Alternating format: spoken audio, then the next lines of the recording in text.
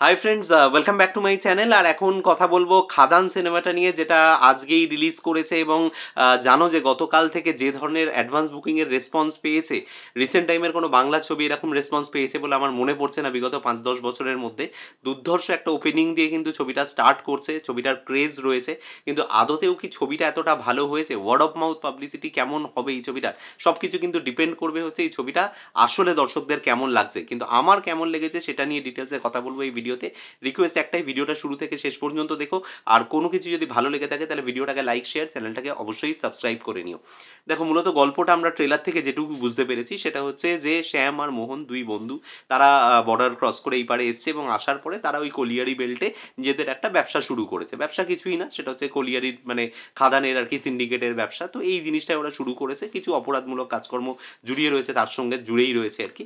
তো in the mean time তাদের জীবনে একটা পরিবর্তন আসে, সেটা হচ্ছে একজন রাজনৈতিক নেতা তাদেরকে ডাকে এবং তাদের একটা নিজের ঘরের ছেলে করে তোলে। এরপরে শ্যাম আর মোহনের জীবনে বিভিন্ন পরিবর্তন ঘটতে থাকে। কি ঘটে শেষ পর্যন্ত এই দুই বন্ধুর জীবনে এবং এদের যে নেক্সট জেনারেশন, অবভিয়াসলি মানে আমার মনে হয় এটা একটা ওপেন সিক্রেট নাও যে এই ছবিতে দেবের একটা ডাবল রোল রয়েছে। তো ছেলে হিসেবেও দেবকে দেখা যায়, যার ক্যারেক্টারটার নাম হচ্ছে মধু। কি ঘটে এদের সবার সাথে এই নিয়েই মূলত ছবি। এর থেকে বেশি বলবো না, বাকিটা জানার জন্য সিনেমা হলে গিয়ে দেখতে হবে। পজিটিভ নেগেটিভ বলার আগে ফার্স্টে একটু বলে নিই পারফরমেন্স নিয়ে। স্পেশালি যদি বলি, সেটা হচ্ছে দেবের যেহেতু এখানে ডাবল রোল রয়েছে, ডাবল রোলের মধ্যে কিন্তু এই শ্যামের রোলটায় আমার দেবকে কিন্তু সব থেকে ভালো লেগেছে এবং সেটার এত সুন্দর অ্যাকসেপ্টেন্স হলের মধ্যে পেয়েছে। ছবির প্রথম আধ ঘন্টায় যখন এই ক্যারেক্টারটা আসে, তো এই প্রথম আধ ঘন্টা কিন্তু দেবকে ভীষণ ভালো লাগছে, সব থেকে ভালো লেগেছে দেবকে এই সময়টা। তো এই জায়গাটা কিন্তু দেব দারুণ কাজ করেছে। এবং সেকেন্ডলি যেটা বলতে হবে সেটা হচ্ছে যিশুদা। যিশুদা কিন্তু লেটার হাফে ছবিতে অনেক বেশি পরিণত লাগে তাকে এবং অনেক বেটার সে অভিনয় করে। এছাড়াও এই ছবিতে বলতে হয় ডেফিনেটলি অনির্বাণ ভট্টাচার্যর কথা, অনির্বাণ চক্রবর্তীর কথা রাদা।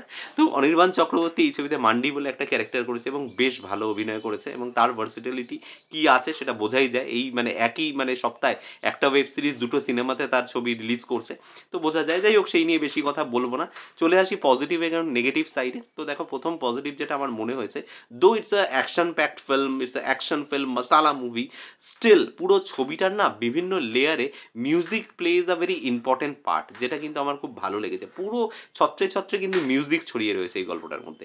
এবং পুরো যে 2 ঘন্টা সামথিং কিছু যে মানে রান টাইম, তার মধ্যে বেশিরভাগ সময়টাই কিন্তু মিউজিক রয়েছে এবং সেটা বিভিন্ন জ্বরের, বিভিন্ন ধরনের।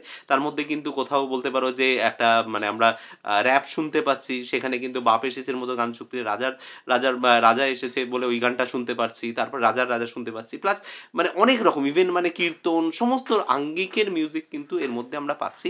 So it's a very musically compact film, যেটা আমার ভালো লেগেছে।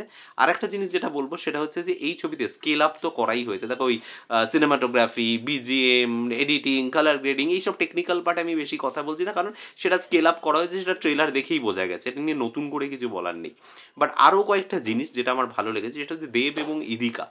আমার যতটা না বলতে পারো যে এখানে বরকার সাথে দেবকে ভালো লেগেছে, তার থেকেও বেশি ইদিকার সাথে কিন্তু দেবকে আমার অনেক বেটার লেগেছে। এবং তাদের যে গানটা আর কি, কিশোরী, এই গানটা কিন্তু বেশ ভালো লাগছে। মানে সত্যি মানে অনস্ক্রিন কেমিস্ট্রি এদের দুজনের জমে গেছে, ফাটিয়ে লেগেছে দুজনকে কিন্তু অনস্ক্রিন। এবং এর পাশাপাশি যেটা বলবো সেটা হচ্ছে যে এখানে কয়েকটি ইমোশনাল মোমেন্ট আছে। এখানে প্রদীপদার সাথে একটা মোমেন্ট আছে, যেখানে প্রদীপদার মানে অ্যাকচুয়ালি খাদানের একটা এরকম রীতি দেখানো হচ্ছে যে যদি এরকম খাদানে কারোর মৃত্যু হয়, কোনো শ্রমিকের মৃত্যু হয়, তাহলে তার বডি বেওয়ারিশ বলে ঘোষণা করা হয়, সেখানে তার কোনো সৎকার হয় না। এরকম একটা জায়গায় প্রদীপদার সাথে একটা সিকোয়েন্স আছে দেবের, এবং এই জায়গাটা খুব ইমোশনাল করে। এই জায়গাটা বেশ ইমোশনাল একটা সিকোয়েন্স, বেশ ভালো লাগে। এবং মানে যদি কথা বলতে হয় গুজবাম মোমেন্টসের, এই ছবিতে একটা গুজবাম মোমেন্টস আছে, যেরকম আমরা নর্মালি সাউথের ছবিগুলোতে দেখি। সেটা হচ্ছে যে একটা এমন একটা মাথা ঘুরিয়ে দেওয়া জ ড্রপিং সিকোয়েন্স। তো ওটা হচ্ছে একটা জায়গায় এরকম নৌকোর মধ্যে আর কি টাকা থাকবে এবং এর উপরে যিশুদা দাঁড়িয়ে থাকবে। এটা আমরা ট্রেলারে বা টিজারে কোথাও একটা দেখেওছি, এই জায়গাটা যেরকমভাবে ওকে তোলা হচ্ছে। ওই সিনটা কিন্তু দারুণ, দুর্ধর্ষ লেগেছে ওই সিনটা। তো এবার চলে আসি হচ্ছে নট সো পজিটিভ সাইডগুলোতে। নট সো পজিটিভ সাইডগুলোর মধ্যে যদি আমাকে বলতে হয়, তাহলে দেখো, যেটা আমার বলতে হয় যে আমার দেবের যে মানে মধু যে ক্যারেক্টারটা, ওর যে এন্ট্রিটা না, যে গ্র্যান্ড একটা এন্ট্রি দেওয়ার ব্যাপার ছিল, যে একটা সুপারস্টার এন্ট্রি করছে, সেই এন্ট্রিটা আমার অতটা ভালো লাগেনি।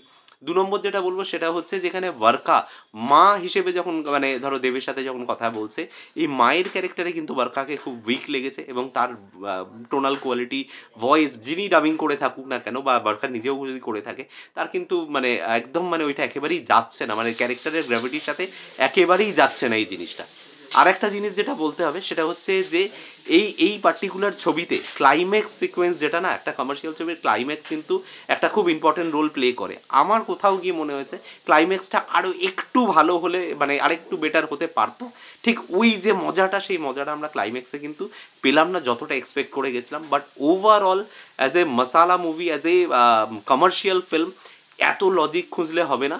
যদি এই লজিক টজিকগুলোকে বাদ দিয়ে ছবিটা দেখানো যায়, মানে দেখতে যাওয়া যায়, তাহলে কিন্তু ছবিটার মধ্যে এন্টারটেনমেন্ট আছে, মজা আছে, হ্যাঁ গুজবাম মোমেন্টস অল্প রয়েছে, বাট ইটস স্টিল দেয়ার, মানে এই জিনিসটাই বলবো। তো এই ছিল আমার মূলত review about the film called Khadaan. কেমন লাগলো তোমাদের কমেন্টে এসে জানাতে পারো। তোমরা যদি দেখে থাকো তোমাদের রিয়াকশন কী রয়েছে সেটাও জানিও। আর এই ভিডিও থেকে যদি কোনো কিছু ভালো লেগে থাকে, ভিডিওটাকে লাইক, শেয়ার এবং চ্যানেলটাকে অবশ্যই সাবস্ক্রাইব করে নিও। দেখা হচ্ছে তোমাদের সাথে আমার পরের কোনো ভিডিওতে। Till then, bye by.